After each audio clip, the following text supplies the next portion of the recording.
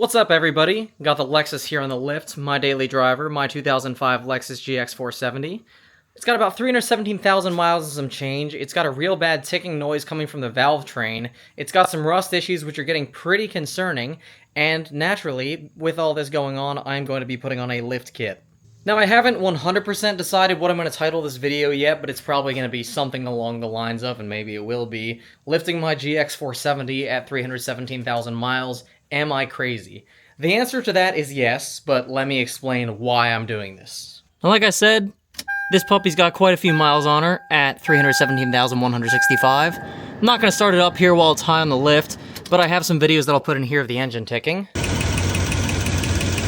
which is addressed more in a video that I released a couple weeks back. I'll go ahead and I'll put that up here so you can watch it. So with issues like that, with rust like this, with parts falling off like this, you're probably wondering once again why I'm doing this. About this time last year, I rolled over 300,000 miles. I made a video reviewing how it was holding up at 300,000. Got a lot of views, had a lot of people liking it, but I noticed that my shocks were bad. I noticed that I had two blown out shocks, one in the front, one in the rear. Might have been two in the rear, one in the front, something like that. Regardless, it was at least two, and you replace them in pairs, so, I wanted to do all four. Looking around at pricing, I didn't want to go cheap on the shocks. I wanted to actually get something decent, something that would match the ride quality from before. So I went ahead and I started shopping OEM. OEM shocks were going to run me about $1,200 from what I was finding because they have the adjustable air ride shocks, and $1,200 is just not what I'm trying to spend on shocks. It was around Black Friday when I started shopping, and I found a full lift kit, a whole bunch of options actually. I believe it was on Modify's website, modify.com, don't remember, it's been a while, but started shopping around, and I found a full GX470 suspension lift for $1,100. I figured that's not too bad of a deal. That includes springs, that includes shocks, that includes everything that I would want, so I would get more parts for less money, and I would go ahead and get the lift that I had wanted for a while at a good price. It was on sale, it was several $100s off, so I couldn't complain about that. Now, sounds like a sweet deal, but here's the catch. That was just the shocks and struts. I wanted new brake lines, I wanted new control arms, and I wanted everything to make sure that if I was going to do this, I was going to do it right, or at least right enough to, be roadworthy and keep it in good, safe condition. I went ahead, I got all of those parts, I got the track bar relocation, I went ahead and I got, looking over here, some brake lines, some new space pucks to actually keep the springs in place, and it ended up running me about $2,200. So in order to save $100, I doubled my budget and went $1,100 over so that I could save $100. At the end of the day, I obviously saved no money there. Now once again, I ordered these parts around Black Friday of last year, probably a little bit before. I think it was an early Black Friday sale, so around Halloween, beginning of November, somewhere around there. And it is now August 10th, and I'm just now getting started on this. So I've had the parts sitting in the basement for a long time. It's been a long time coming, and the engine didn't tick when it was going to start, and the rust wasn't as bad. It's gotten worse, and I still have the parts, so I still want to put it on. So let me show you what I got. I have Old Man Emu coil springs. They're going to go on the back. I have Old Man Emu Nitro Charger shocks. I have a bolt-on pan-hard track bar, whatever you want to call it, relocation kit. I didn't want to have to weld it, and in case I ever decide to drop the lift, it'll make it a lot easier to just take that out and relocate it by hand. I forget what's in the Icon box. I think it's the actual pucks that hold the spring in place. Per Brandon's recommendation, I got JBA upper control arms. I have the pre-built front coilover shocks right here. And then I have brake hose kits here so that I can extend my brake hoses and not have to worry about snapping them or stretching them. I'm going to go ahead and get started here in the rear. Going to do shocks, going to do springs, and then we're going to go ahead and make our way to the front once we're done with that. So you can see that everything looks all oiled up. I went ahead, I shot everything down with some PB Blaster last night just to get things loosened up and hopefully good to go so that it's not going to be too bad on me. Rust is obviously very pertinent here. I mean, you can see where it's starting to get bad in some places. I really don't like the way that it looks, but there's not too much that I can do about some of this. So the plan is to get started in the rear, make our way to the front. I have about half an idea of what I'm doing. I've never installed a lift before, and I've never done too much suspension work, so this will kind of be trial and error here. I just want to document it because I've wanted to do this for a long time, and well, here we go. So I'll go ahead, show you my process of doing everything, and I'll actually start. I got a couple video clips from last night. Last night we started at around midnight. It got a little bit hectic, and then we decided to just abandon it after getting the wheels off because I was busy doing work all day and yada yada yada. I've been doing a lot of rambling. Let's actually get on to working, and then I'll go ahead and talk some more as we go through. So here we go. Hello ladies and gentlemen of the Michael Tomko YouTube channel. I'm introducing the video because Michael is behind me back there. Today's a day. Big journey. We are lifting the Lexus. I'm sure Michael has at least hinted on the fact that we are going to be lifting it. We are finally going to be able to lift it. This has been a long time coming. So it is over there, as you can see, on the lift. We are getting ready to start tearing it apart. It's going to be fun. Are we going to be able to? I don't know. We're starting super late. We were supposed to start not this late. But here we go. Here we go. Here he is, the man, the myth, the legend. What's going on? We got it up on the lift. No way, is this the Michael Tomko YouTube channel? Lexus is going up. We're about to get started. Crush it, don't crush it. Does it not have a stop on the roof? it's gonna... The stop is my hood and my roof. We got Master Mechanic Jake over here taking off the wheels. That's why we use Milwaukee. Does it work? That was a little stuck on there, isn't it? There we go. Wasn't a swollen, it's not forward.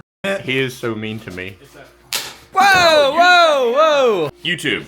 Swollen lug nut stuck in a socket. Do not do the Jake Weber impression where you throw it on the ground. It'll bounce, it'll hit stuff. Work. Promise you. Hammer, socket, floor.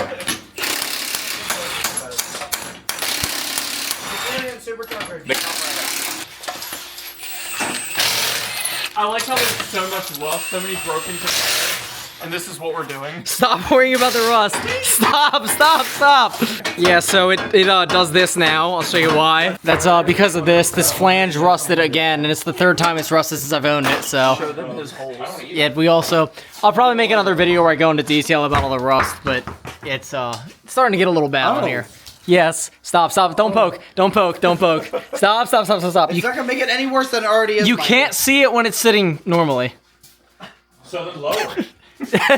So there's a little bit of seepage that was going on here. Seems to have kind of stopped. I mean, they're coming out, so that's why we're doing it. I'm gonna take out the electronic connectors. They're not going to do anything anymore, so we're not nearly as worried about them. And this is part of the shot guard, which Liam has rehomed up here into my rust hole. Cool. Hope you enjoyed a bit of last night there. I'm going to start by taking off my shocks in the rear here. So I'll go ahead, get some pictures, do some documentation. You can see down there, bolts on right down there. And up here, it goes right through the frame. Easy access. At least it looks like it. Be a little bit of a pain getting a wrench up there, but I'm going to do what I can. My 17mm wrench fits on top of the shock nut right here. So if I try to turn that, you can see it's kind of trying to pry the whole shock there. If I break these more, I don't really care. They're trash. I mean, you can see that the whole shield on here is just starting to crumble away. Rust is getting bad. There's holes in it right here. So, might have to beat that with a rubber mallet a little bit. I'm probably going to do that. Alrighty, mallet here. With some love taps. Yeah, puppy seized on there. That's what I was worried about. I figured that would be the case. Of course, there's no actual good way to get anything with some leverage up here. You're not fitting a socket up here, I'll tell you that. I've got a set of big channel locks here. I'm going to try to hold it on where the shock is twisting right here, and then try to pry in the opposite direction with a wrench. Try to give myself some extra leverage there. See if that works.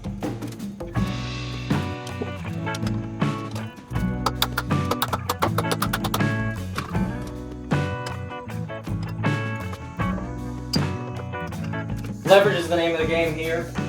See if I can pry with the jack handle. I think it did budge a little.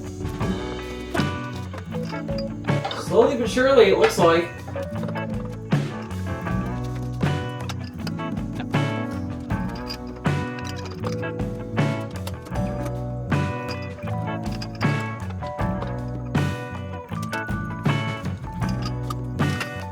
Starting to worry we're gonna have to cut things here. Clearly that's not working. Hi, Bailey. So I'm gonna go ahead and try to hit the bottom one here with my impact because I actually have access to that. Maybe it'll make it a little easier up top.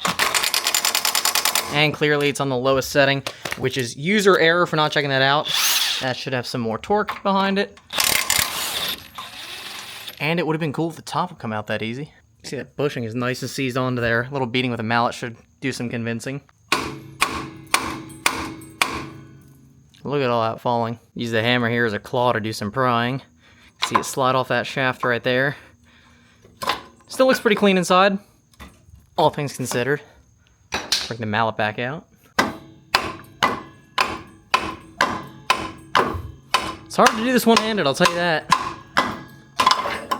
There we go. Rear axle dropped a little bit, so no complaints there. You can see too, and I'll tell you, I hate to see it, just all those rust flakes that were not there a minute ago. On and off camera, I've been trying at that bolt for a while now. Got the bottom one off, not getting any budges, and it honestly probably would have been better just to keep the bottom one on. So I'm gonna use my Sawzall here. I'm gonna try to do some persuading on it, and by persuading I mean cutting, and by cutting I mean let's go at it.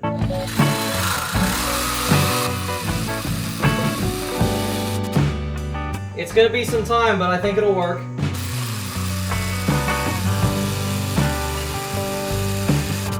Getting there, definitely starting to chew through the blade, but progress. You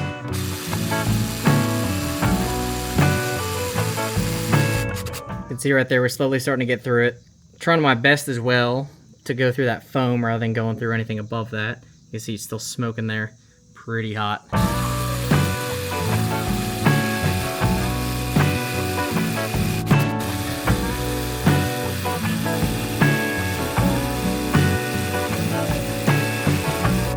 Almost there.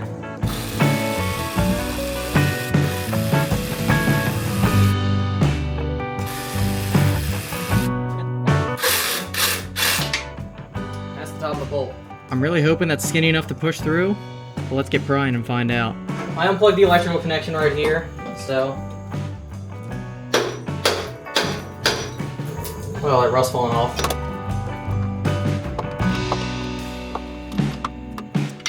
That's not gonna work. I'm gonna have to cut lower. I'm learning here, so cut me some slack. Current plan of attack, I'm chiseling away at whatever rubber I can there. So slowly but surely getting that, and then hoping to either pry off that little metal cap right there, which you can see is still held on, or cut through the actual bolt stud that runs through there.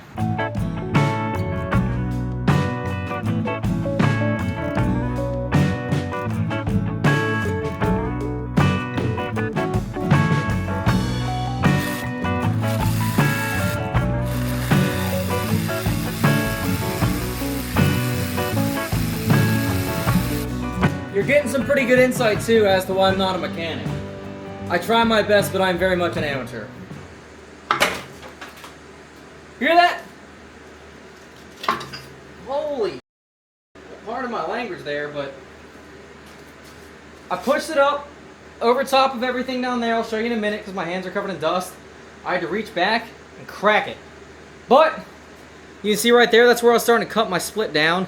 You see where I was starting to cut the bushing through here. Hope that's on camera here. Yeah, there you go. So that was a nice little pop there, but here's the shock.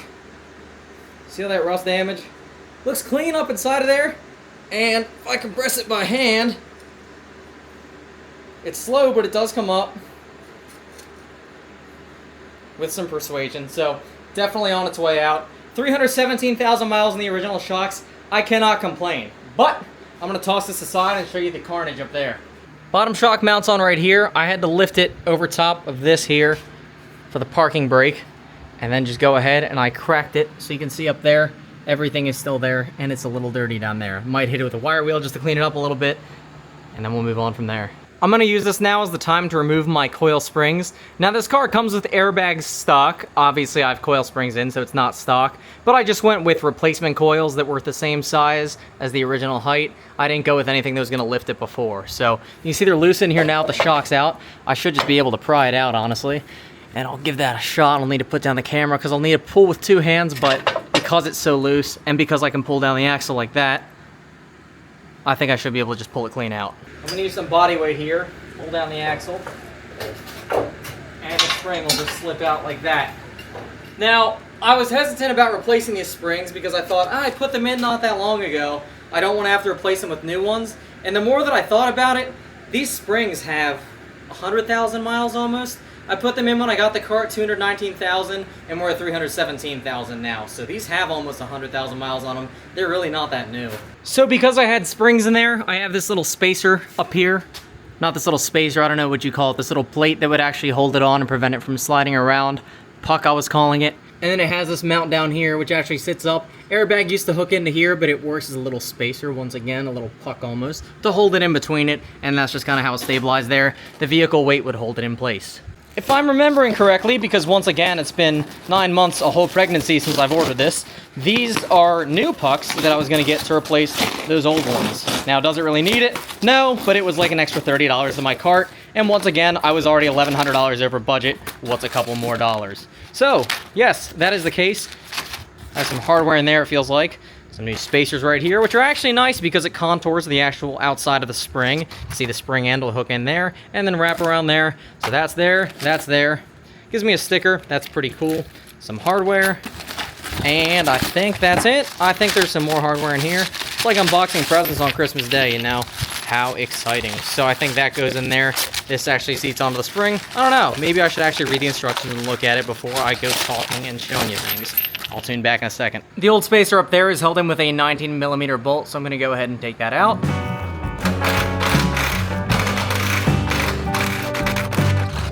Oh, silly me, there's a nut on top. I forgot that I gotta hold that. It's been a while since I did this. I think I put on this coil spring kit in 2020. Yeah, 2020. So I'm gonna go ahead. Feels like a 19 up there as well. Throw a 19mm wrench up there, hold on to it, and go ahead and retry that. I've got somewhat of a grip on there with the wrench. Oh, holy moly, you see that? Shoot, buddy. Yeah, that's a lot of dust that just shot all over my arm there. It's not too cash money. I'm gonna put these pucks in the same way that the old ones came out. This is going to be facing the bottom with this rounded edge here, as this bolt fits flush into it to keep it flat. It's got a sort of a hex Allen key, whatever you want to call it, right there, so we'll put that on the bottom.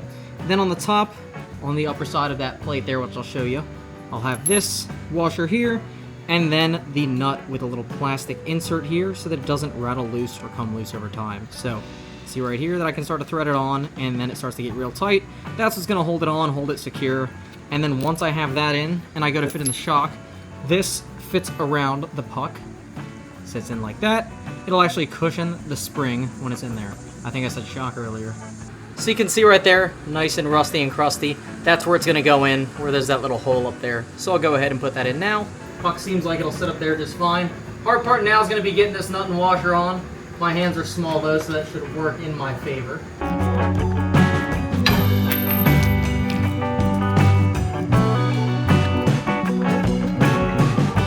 I've got it secured up in there now. I'm gonna do some editing, so it's gonna look like it only took me about 20 seconds to get that in, but I dropped every part several times. It is very slim, my hands barely fit up there, and because of the weight the actual body contours there, it's hard to fit a wrench in there too. It's gonna take some time if you're doing this yourself, but it's definitely doable. You just gotta kind of finagle your hands up there and reach around until you find it. I'd recommend sitting the nut and the washer on top, and then screwing in from the bottom. Makes it a lot easier, at least what I found. So I'm gonna go ahead, I'll get an Allen key, and I'll get a wrench to hold that on and tighten it down. That nut that goes up there, by the way, 19mm, so there you go. As far as this bolt goes, I really don't know what size this hex key is. 7 is too small, 8 is too big. You can fit a 7 in there loosely. This 5/16 also just about fits in there. My guess would be it's a 7.5 or something stupid like that. I don't have that, so I'm gonna go ahead and use the 5/16 and the 7, whatever it takes to tighten it down.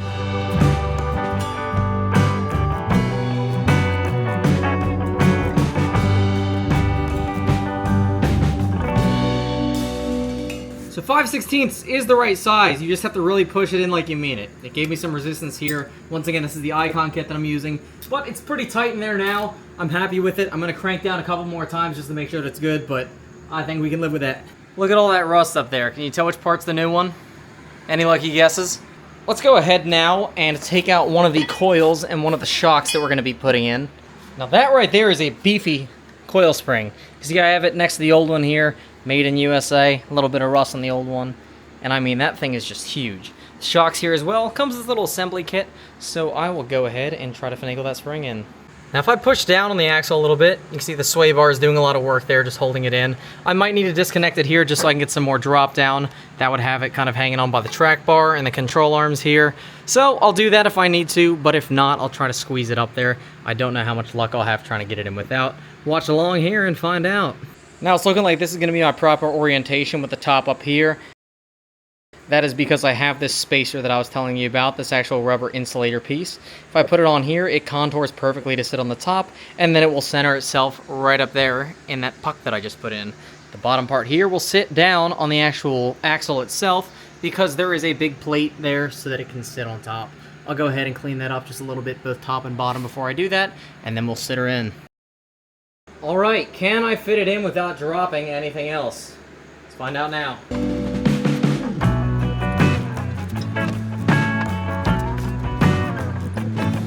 No, I can't. I'm gonna detach my sway bar right here, and then do the other side too if needs be. See how much that drops it.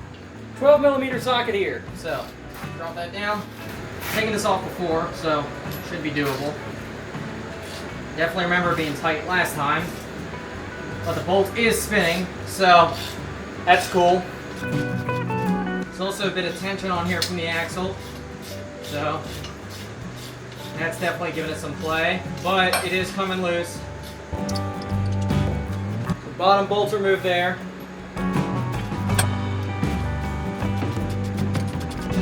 And I'm definitely holding up the weight by hand now because this bolt is almost out. So I'm gonna try to unthread the rest of this by hand, kind of wiggle it out, and I should get some more drop on it. And there we go.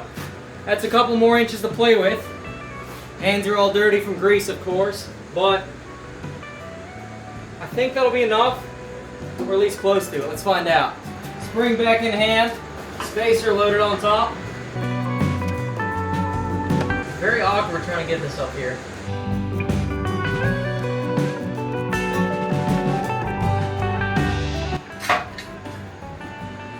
And that spring is in. Loose right now, but once again, there's also no tension on the axle besides the track bar, the control arms, and that's about it. Plus the other side with the sway bar and all. So, spring is in. Once it comes down and has some weight on it, it'll settle in. Remember, the old spring too was kind of loose like this, so that's at least progress there. Let's work on getting the shock in on this side. So, strap on right here, let's pop it off. Look at that. Pretty sweet. That comes off. Obviously, this cap here, for shipping purposes, is going to come off as well. So, this is what we got. This is the actual outside shock casing. And, yeah, there we go. Fresh bushing and insert here, obviously. That's going to hook onto the bottom, and this is going to go up to the top. I have some caps and bushings that I'm going to go ahead and put on there. I'll pre-assemble it, and then I'll try to work it in. New shock here.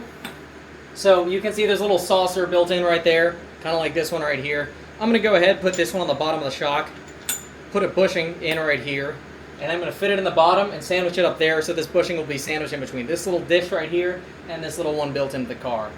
Now, if you remember this little shaft that goes through right down here, I'm going to clean it out a little bit. I might hit it with some grease too, just to make sure that it has some room to play around and it doesn't actually seize onto there over time. It's pretty clean from what was on there before, but I also do feel a little bit of grease, so it wouldn't hurt to throw some in there.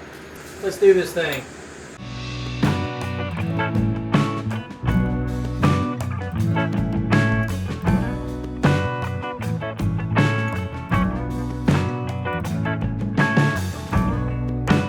Alrighty, I've got some help now. Brandon is here to lend a hand. Brandon is suggesting a lot of easier ways that I have completely overlooked, so he's done this more times than I have, and he's also a mechanic. Two third-gen 4Runners now, and a soon-to-be first-gen Tundra. So, it's all Toyotas, it's all relatively similar. But the way Michael was doing it is it looked like he was trying to put the bottom one before the top. I found it easiest to just take both sides off so that the whole axle can droop, and then put the tops in first, get the springs in, and then lift the whole axle up together and slide the bottoms in then. That's how I've always done it. It seems to work. Like I said, I've done it a couple times. I've done a couple rear shocks on top of the lifts that I've done separately. And that's just what I found is the easiest rather than trying to fight it through. So it looks like we got one spring in. Probably going to go ahead and get the other spring in, right? Yep. And the other shock out. And then have both, like I said, have both shocks hanging with both springs in. And I've done it two ways, either pole jack underneath the axle, one or two, lift the axle up and then slide them in, or I've even done it on the ground where you just get underneath and slide the bottom of the shocks right into these little brackets that they hold on to there. Usually it's not that bad, so you kind of can just manipulate the lift until it's right at the spot to where it can shove in. Because when it's completely dropped on the ground, the shock actually sits a little bit lower, at least on third gen 4Runners. So typically you can just kind of find the lift point to where slides right. So your plan of attack here, go at the other side first. Yes. Take the other side apart, and then start putting it all together as one. So let's move over there. Hopefully, I was told that the other shock had to be cut out. Usually, as Toyotas, the shocks do have to be cut out just because rust is fun, especially in the Rust Belt where we are. So we're gonna do a little, we'll try and get it off first. Probably a little cut. Throw this thing off, throw the new spring in, and get the rear done. So let's get at it. I'm not going to explain anything too in-depth. It's kind of going to be wash, rinse, repeat. Hopefully I don't have to cut it here. I'll try to pry again with a wrench, but if I got to cut it, then I got to cut it. I'll go ahead with this bottom piece here. Last time I had to crack it off here, if you remember. Saw through, go up, crunch it. We'll see what we can do. I'll also probably have to drop the sway bar and do the exact same process to work that spring out.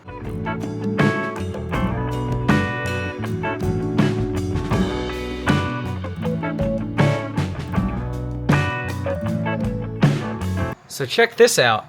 I was using my same breaker bar method as before. I had the jack handle on my wrench and I would adjust it. And the bolt felt like it was turning, but I never actually saw it spinning. And it was spinning the whole shock. So obviously we can't have that. So I held it still with my set of channel locks and it sheared this clean off, which is crazy because the other one didn't nearly do that. I had to cut it, obviously. Piece broke up here. I'll try to wiggle it out so I can show you. Look at that. Shiny and torsion up there, but it worked. And I mean, I'm not trying to reuse any of this, so that's gonna go ahead and get thrown out. I'll take off the bottom one, and then that shock is out too.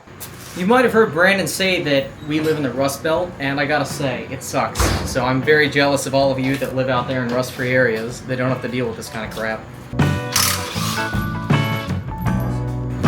Oh, yeah. Nice.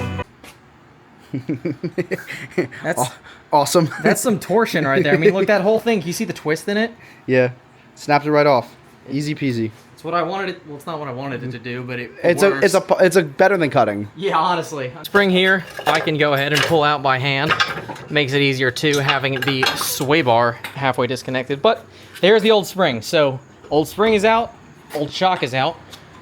Both of them actually. So there's our scrap pile. Have fun putting the spring in there, buddy. I'm not even putting the spring in. I'm removing that old cap in there. This one's covered in some crap. There's like blue tape up here and stuff, but someone did a little repair. I think it was me, but awesome. I'm trying to. I like your position. Yeah, you like that? It's awesome. All right. You do your talking now. All right. We're going over here. All right. Shock's kind of set up right now. Bottom's in. This is not tightened yet. We'll tighten it, torque it down, whatever. But then you kind of just line the top up. So when Michael gets done over there, we'll get the new spring in over there, get the new shock in kind of similar way over there, and then we'll just kind of lower the car down, put something probably under the axle or tires on, something like that. We'll figure it out, and we'll let you know when we figure it out. Whoa, and then we'll... I'm okay. We'll do all this stuff up here and get it all locked in, and the rear's pretty much done. Are we doing the panhard bar kit? We might as well. I mean, okay. We have it here and it's just a bolt in. All right. So, yeah, that's going to be pretty easy too. Since the kit, where is it? There it is. It's just bolt on. Basically, that just corrects the angle of the bar for when it's at this bar, panhard bar, when it's at level. So, pretty cool. Passenger side puck is in. She's sitting nice up there. Gonna finagle the spring in the same way. Might have to drop the sway bar there. We'll see if I can do it without it. Otherwise, I'll take off that bracket just like I did before. We have the shocks roughly in place here. They're obviously not put in. We're lowering it down so that the differential will catch onto that jack stand real quick. Lower it a little bit, or raise it up a little bit, lower the car onto it, and then center these up so that we can get this through. They're roughly put onto here. Just tighten down loosely. Same over there. And then also, while it's supported, zip the panhard bar off so we can put that panhard correction kit, the bolt-on kit on, just so it's all done all at once, and then the whole rear's done. That's it. All right, so we are zipping off the bolt for the bottom of the panhard kit so we can put the panhard relocation kit in. Once we have this off, we will set these in so you can see how it goes, because we had to actually look into it a little bit to figure it out. Because the bolting kits are a little funny. I've never done a bolting kit before. I've only done weld-in ones. So we're gonna zip it out and throw this thing in. Can't remember if there's a nut on the inside or if it's actually attached. So hit it. We'll see. Right now. Now you're good. There we go. See how it dropped? That's why I put that. All right. So I just got the inner piece of the panhard correction kit in, or the relocation kit in. This, once you get it out, this piece you kind of just smack it in. What brand was this? Dr. KDSS. Awesome. So that's the kit we have. I'll link it. Yeah, just a little hammer, smash this in, and then give me the other piece. Some people online also pried this back with a crescent wrench. We didn't even need to do that. Yeah. Went together pretty easy. And then this just goes like this, bam, and then obviously panhard bar goes right in here. There's a little bolt for this, and a bolt that goes across here, and that's pretty much it. So Pretty simple. We'll show you when it's together. All right, Here's where we're sitting so far. Before we put this on, we found out that there was this other piece that can you see it? Yes. Up in there. It's this little wing nut, big wing nut. Actually, it's not small.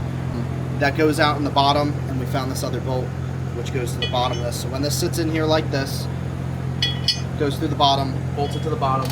This one, which goes in the back side, driver's side, there's a nut on this side. So when this sits on there, it's held on by the bottom, the side, and then the factory bolt that goes through the back, and then you put the panhard in between here. So you're gonna get 3 bolts, one of which has a separate nut and the other ones have the nuts built into the plates. So this one right here is gonna hold it onto the bottom, into the side. Yep. Stock one through here, and then the new bolt is gonna hold on the OEM track bar. So you can see that this one's only got 1 hole here. Some of the taller ones have 2, but this is one of the shorty kits, they call it. So we're threading those in now. This is what makes it so that you're able to use a bolt-on kit because it has so many places that it can hold on to. Because, you know, usually you would weld these correction kits on, but because this one is bolted in so many places, it's just as strong, allegedly. So my thought was, in case I ever do want to go back to stock ride height, I can. I probably won't, but this bolt-on kit, if I ever want to transfer the lift over to anything else either, it'll also make it a lot nicer and a lot easier to do it. I think this kit, I mean, it was pretty expensive, ran about 220 bucks, but if it holds up, pretty nice. It's pretty sturdy, the metal's pretty thick, and all of the hardware feels good too, so we're gonna keep on working on that. OEM bolt threads through there, got one on the bottom, one on the side, and then we'll give you an update once it is in. Ain't she pretty? So it's all bolted in. They said online to torque everything down to 120 foot-pounds, so we did. That little bracket that holds on the actual ABS cable, you might have to trim that down a little bit. We threw a zip tie on to hold it on since that bracket's not there anymore, and we're just gonna call that good as is. Yeah, it looks good. I like it. Nice and sturdy. Now, since this is in, we can lower the car enough to get the shocks all the way through the top. Shocks all the way through the top here, so that we can put the nuts on it up there. We got a little pole jack, little jack stand to do so. Also, it's always a good idea with bushings and stuff like this to wait until the car is like at about ride height, or like the weight is taken off of the lift in the back, because you always want to tighten bushings at ride height. Otherwise, if you tighten them in the air when everything's sagging, then when you're at ride height, there's tension and torsion on the bushings, which allow premature wear. So that's just something I've learned and something I've always done since I've learned it. Here we are now. We went ahead and put these little plates right here to compress the bushings. Got one here, thinner one here, big one here, and there's a little cup on the inside here that holds it on. So we're gonna go ahead and start to tighten that down. Get it down to a rough, I think it was supposed to be 20 foot-pounds or so. We're gonna try to hit something about that. Go by feel here because you can't get torque wrench up there. Tune back in once it's done. And we're gonna call it there for the rear end. I reconnected the sway bar. Shocks are tightened down. I have a little bit of threads up there, but just by feeling it, we tightened it down to what, 20 foot-pounds? Yeah, I think the factory said like 18. It's just went with 20. It's all done by feel. Felt good. Yeah, it was. Yeah, it was. It doesn't matter what it was because I can't fit a torque wrench in here. You need like one of those wrenches that you can then put a torque wrench on. But it's fine. It'll be fine. So that's in. Springs are in. And then the track bar is going to get torqued down. Brandon already explained why. Yeah. So that's just about everything. I'll do the brake lines at another time. We're not worried about that. I'm not going to be doing any crazy flexing or off-roading. And I can look right now and I can see if they're still playing them. If they were being pulled tight, I'd be worried. But once it gets set on the ground and gets some weight taken off of it, it'll be fine. So we're going to go ahead now and move on to the front. So we are now moving on to the front. We have upper control arms, which I think I showed you earlier. And we have, you know, obviously the shocks and the springs. I think our plan of attack, just from looking at this, will probably be disconnect the sway bar because that connects to both sides. Zip the upper control arm off, get that out of the way, and then that might be all we really need to get the shock and spring out. I think the axle and the tie rods should, since the upper control arm is out, there should be enough room with the axle and the tie rods in to be able to snake it out. Obviously, we'll see if we have to take one of those off, we will. But, you know, working in a garage like this, you want to take off as little as possible to get this done. So, you get started on it.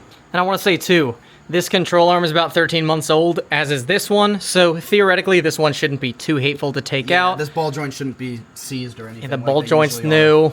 The castle nut, that should be pretty easy to take off. Yeah. Spindle's original. And I've heard that these two nuts are pretty easy to get off. It's the one in the back that you have to worry about. But, I mean, bull crap. I think that we can do it. None of those sensors are going to matter once the lift is in. This so is true.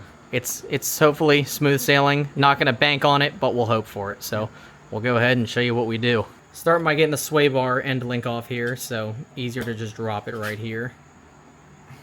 I didn't think I put it on that tight. I need another wrench. Okay.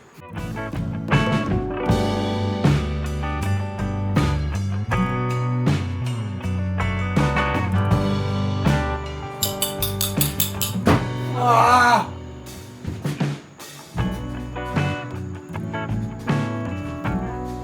He hands me a socket. He does give me the ratchet with it.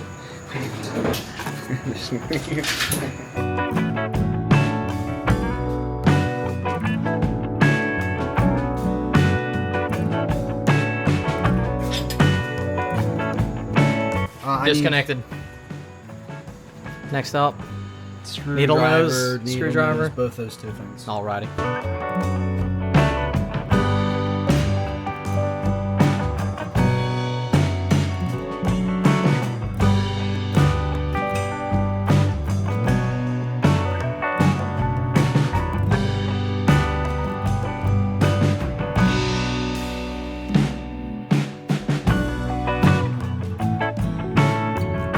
As you can see by our valiant efforts there, the control arm popped out first try with absolutely no extra effort whatsoever. Totally. And as you can tell by Brandon's laugh there, I'm being very sarcastic. So it took some effort, took some heat, took a nice little pickle fork. The ball joint is destroyed, but that doesn't matter because it's getting completely replaced with new control arms that have new ball joints in them. So we'll go ahead. We're going to work on getting that off. That just kind of pops out of place there. And then there's a bolt and nut on one side and the other. Just kind of got to reach the wrenches in, go ahead, get cranking, and pull it right out. It's pretty simple. Control arm is out. There's no bolt holding it, and there's not even a control arm in there. What do we do about this thing? Bolt is setting back there. I think that's for the adjustable shocks. So we should just be able to unplug that, because I believe it just goes somewhere in the back. We're not going to be able to pull it down with that there. This is true. I don't know. Let's do some research and figure that out real quick. Yeah, dude, let's do that first. You can see as well that we've got that out down there. Yeah. So we're just taking off clamps and whatever. Got a little bungee holding this on. Slowly but surely making progress. So the first two bolts are loosened here. We got the electrical connectors off. It's the one in the back that's the problem. So in order to get easier access, I'm thinking one of two things. We either take out this brake line so that we can get easy access to the back, or we just pull the engine so that we have room to get inside. I was like, where are you going with this? I want to figure out how to take this whole thing off. Yeah, there is that little... It's just these Allens. Weird and then shebang up there. Bracket comes off with the Allens. Now, there's a switch on the inside that's for the adjustable shocks for sport or dampen or comfort, whatever they call it. It's useless at this point. It's not any good, so we're just gonna, you know, ignore it. We're just gonna leave have it there. dampening, and it's going to be tall and stiff. Awesome. This bracket up here that holds on the electrical connector, that has a 17mm nut above it, which is stuck in the socket, so I gotta bang it until it comes out. But the last 14mm in the back is loose. We had to break it loose using the tube wrench method, which Brandon did, not me, because he's strong and I'm weak. But we're going ahead and cracking it out. And once those 3 bolts are out, it should just slide right on out.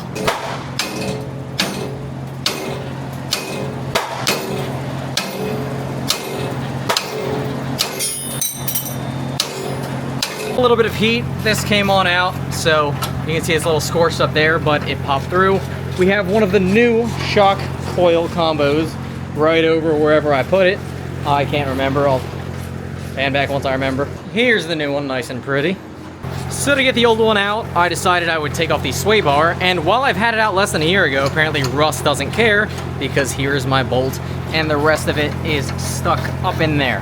So I don't know if I'm just gonna run it with one bolt, if I'm just gonna do a sway bar delete, I don't know.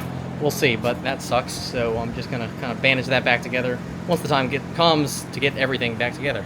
Fit in there, tighten down up top. As you saw, obviously, these came already pre-assembled, saved me some time and money there. And then this one is loosely on. We'll torque that down all the way once it is on the ground. But that's through. We need to kind of kick that in and beat it with a mallet and get it to straighten out, but it's in, and those are on, so we'll go ahead and get the upper control arms in. JBA upper control arms, which come with The Life of Jesus on DVD. I'll set that aside for safekeeping. And a note from the owner. And here they are, nice and bright and red. Here they are, nice and red, obviously. I'll just go ahead and sit up there. Yes, red and yellow for McDonald's. McDonald's Lexus. McDonald's car. But, yeah. It'll be nice and cool up there. I like it. Go ahead and grease those ball joints. We want to do that before or after we put it in? After. Yeah, I figured they would. Because the grease runs through these little channels. So you need to have these side plates on when you do it. That's fair. I don't want to bust them out. Installing the JBA upper control arms. A lot easier with two people. Got my arm about 18 inches deep in here. He is elbow deep. That's why I couldn't find the bolt. It wasn't there. So threads are pretty clean on here. We're doing a little just thin coat of this. We're gonna grease it when we're done, but a little lube. Well, you can never over lube something, right? A little bit extra lube never hurt nobody. A little extra slippage, yeah. Big lube guy. He has found the bolt. That's not a bolt. What is that? That is a bolt. Holy crap! That thing's That's big. how Just goes Toyota. all the way through the entire upper control. That's I how wish my Toyota- bolt was that big. That's how Toyota upper control arms are. It's crazy. Stop! You put it in the hole. I can't see the hole. Oh my God! Redirect you in the hole. Push it in. Stick it in. All right, stop! Too far! No, you took it. Okay, we're gonna hold I it didn't right move there. my Hold it right hand. there. Let's be honest. You guys really only came here for 6-liter. Cue the epic transition. Thanks.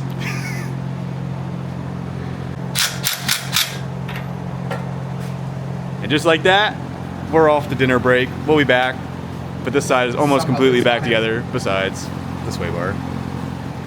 We still have to torque. We're getting somewhere, and it definitely sits a lot lower than it did before. Oh, it's looking I like it. Dude, red and yellow. red and yellow. McDonald's. It looks really cool. Got the big yellow shock in the back That's what we're and the gonna big call yellow it. shock in the front.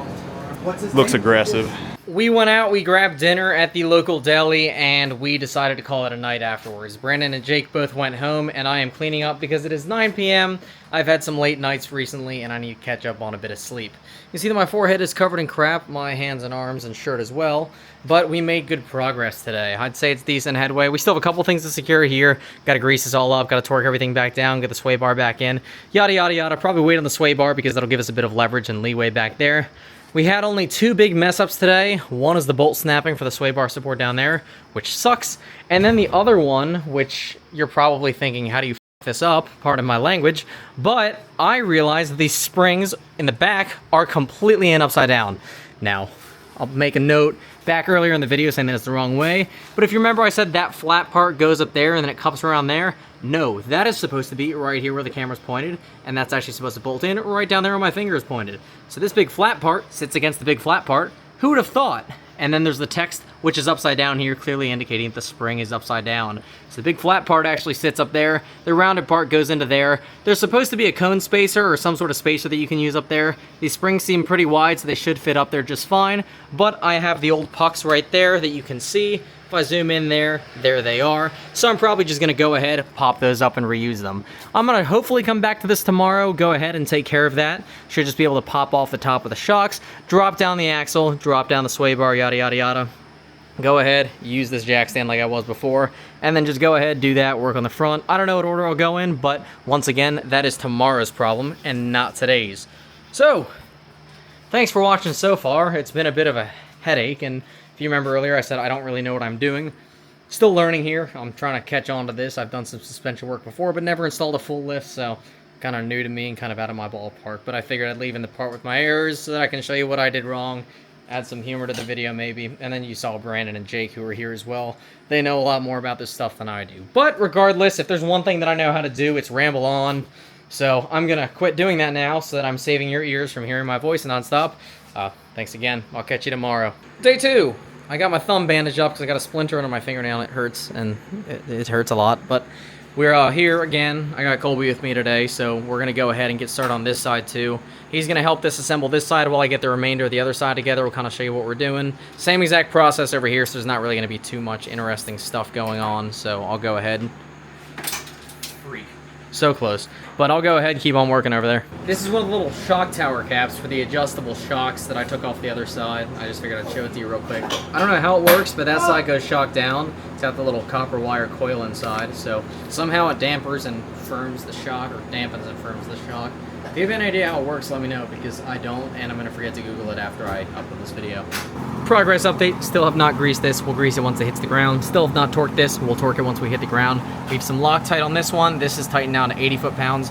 Shock tower up here, I tightened it down, or at least the 3 mounting bolts up there to 50 foot-pounds. So they're nice and tight, sitting good, and that's just about everything. We're going to put in the sway bar once Colby gets his side out and we get the shock and coil in. And then everything else up here is bolted. This right here, for the ABS wire, presumably.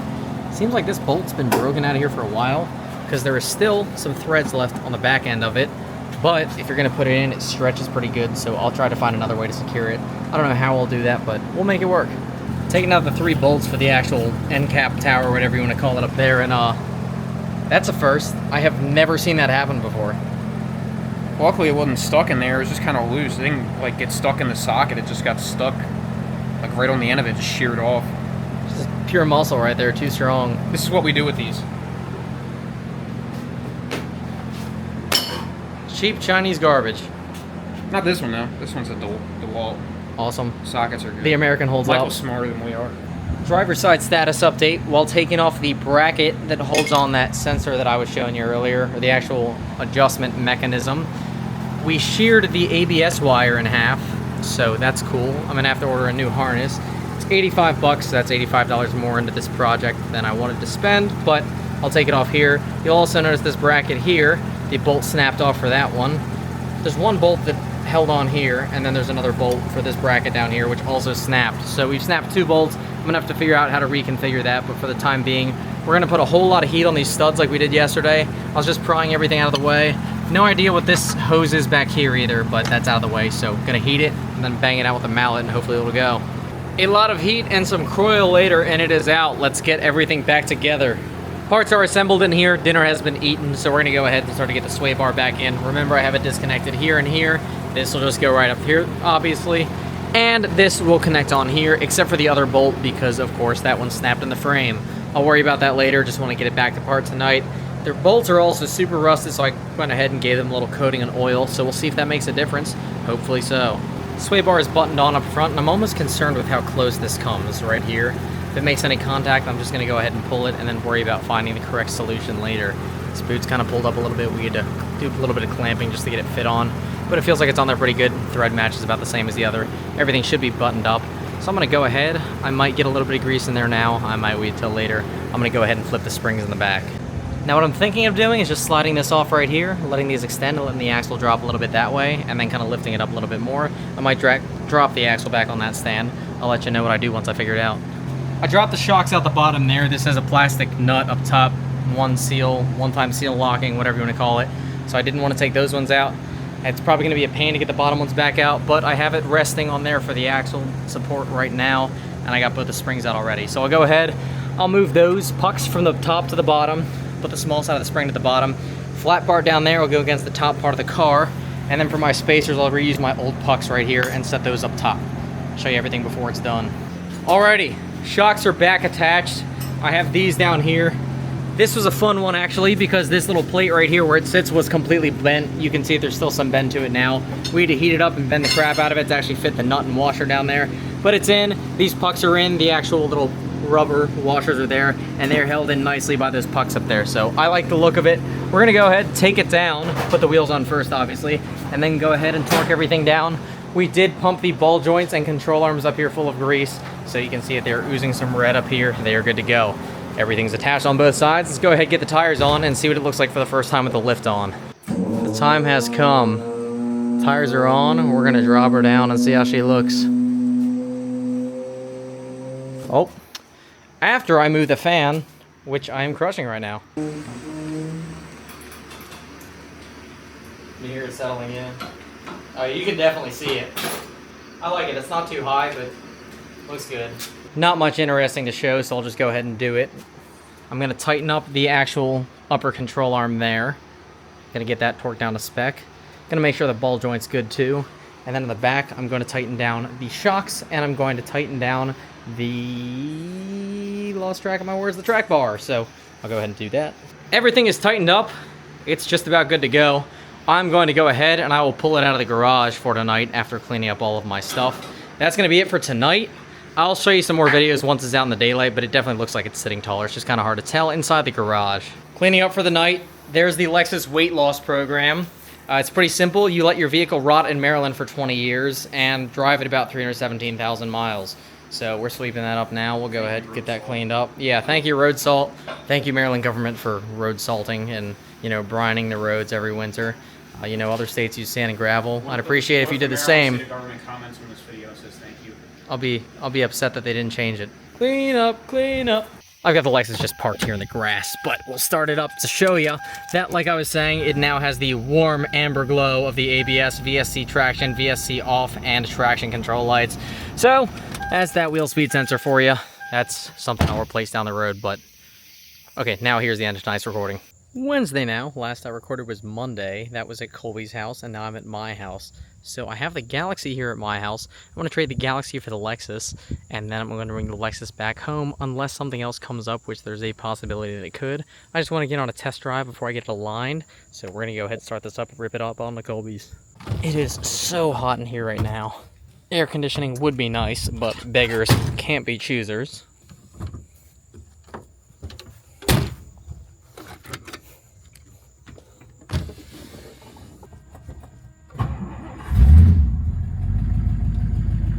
Not too bad. Now this car does not like to run in the heat, and it's about 90 degrees out right now. We're on the beginning end of August. So she keeps a good temperature when she's moving. It's just when I sit still like that it doesn't like to go. So right now I'm holding about 130 degrees, still warming up. Once it hits 180, it'll flatline there until I sit, and then it'll start climbing. Still gotta address that, but that's not the point of this video, so I'll stop talking about the Galaxy.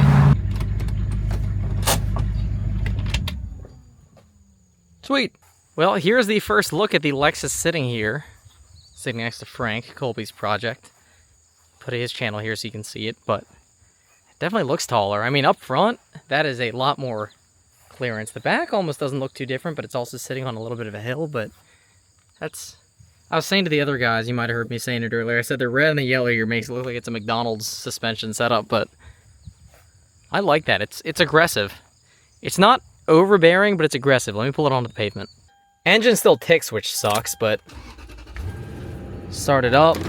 Windows down because once again the air conditioning in here is broken. Remember, I'm very behind on my priorities in this thing. Suspension lift, then get everything else fixed. And I forgot that I have those dash lights on, so that's a nice warm welcome surprise. But I'll go ahead and pull it up onto the pavement like I was saying. I've said this already in the video too, but if there's one thing that I know how to do, it is yap, so I apologize. And here she is. So I said I might have something to do once I pick this up. My test run is actually not going to be here to my house. It is going to be here to Tyler's house. So I'm going to drive over, hope that everything is nice and smooth and good to go. We shall see if it has any weird bumps, creaks, or rattles or anything. I'll go ahead, pull it over, and check it out. But everything should be torqued down to spec. Everything should be tight, and I don't have to take any major highways to get there. We're going to go on a marketplace run, which I'll make another video on. Not going to be anything yet, but that'll come out after this video. So stay tuned for the time being. I think it looks good. What do you guys think? It's always a little scary driving after you put in new parts that hold your wheel on, but the suspension is in, so this is going to be the maiden voyage on the new suspension. I'll update you once we get to the house or if anything interesting happens along the road, but if nothing interesting happens, I'll just update you when you hit the house. That was the first bump that I hit and it didn't feel too bad. It feels a little bit stiffer, but it's going to take some time to break in, but for the time being, here goes nothing. Definitely feels a little bit higher. Made it to Tyler's just fine. I'm going to go ahead and park this so it's not sitting in the middle of the road, and then we'll get headed on our marketplace adventure. I'll go ahead and give you an update once it's home. It'll probably be late. It's 6:16 right now. We're about to leave for our adventure for the night. Well, like I said, I promised an update when I got home. I am home. Next stop, alignment. Alignment time! Well, not really now. It's 9:27 p.m. And as you can see, the check engine light in the bottom right corner has decided to join in the fun. So that's awesome. I'll address that another time. Not worried about it right now. I am on my way now to Brandon's house, and I'm going to pick up his car and drop off my car at his house.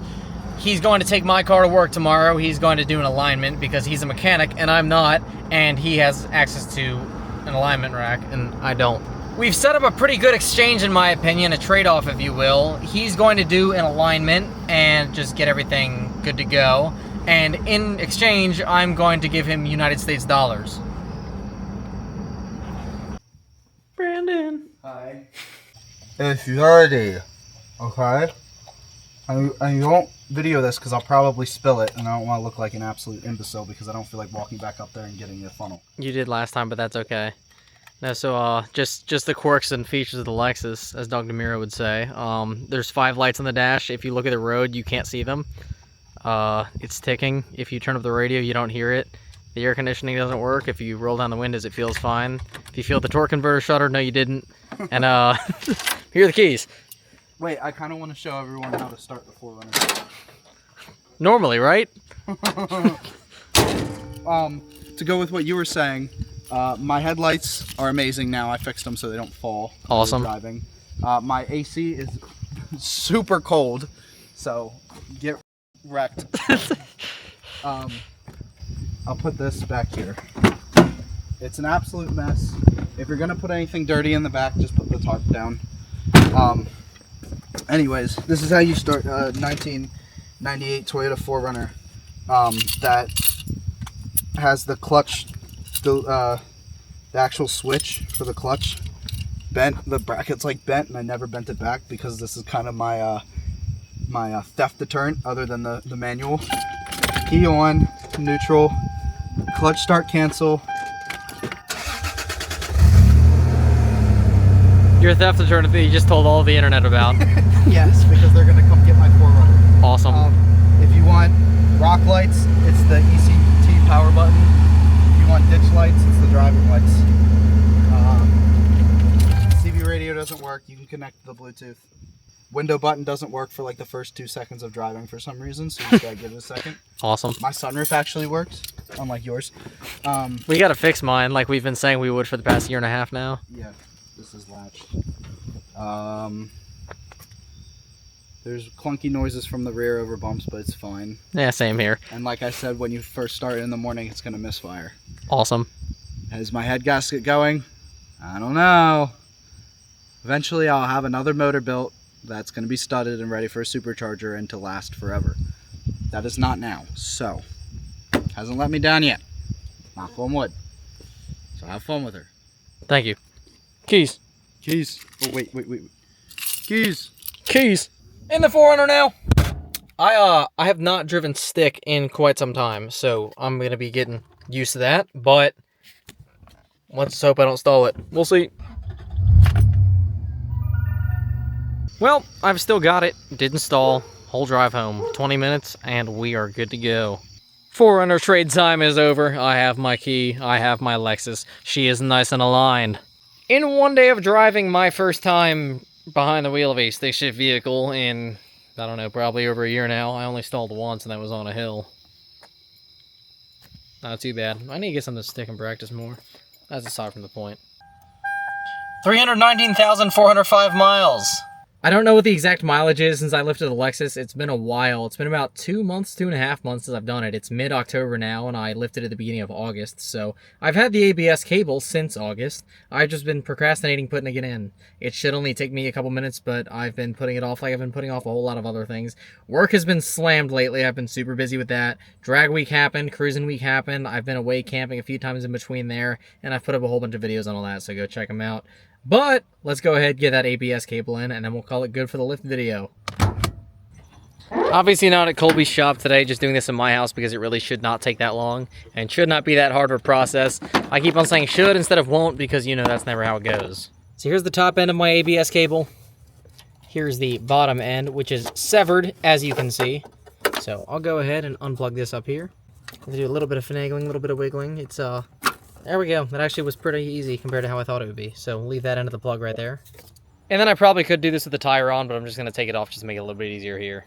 Up in the air, only off the ground by about an inch, and that is some crazy suspension travel. It always had good suspension travel before, but I mean, it's pretty hefty.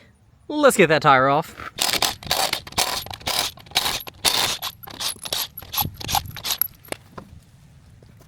So ABS cable's all broken off down here. There's only one bracket that's still supporting it, and it's this little clip right here where my thumb is. A couple more clips running down here, and then the actual plug that goes into here. This whole plug connection right here seems to be a big one-piece design. It looks like the little clip to actually pull it out's right there. I'll get a flathead in there, start wedging, pull it out.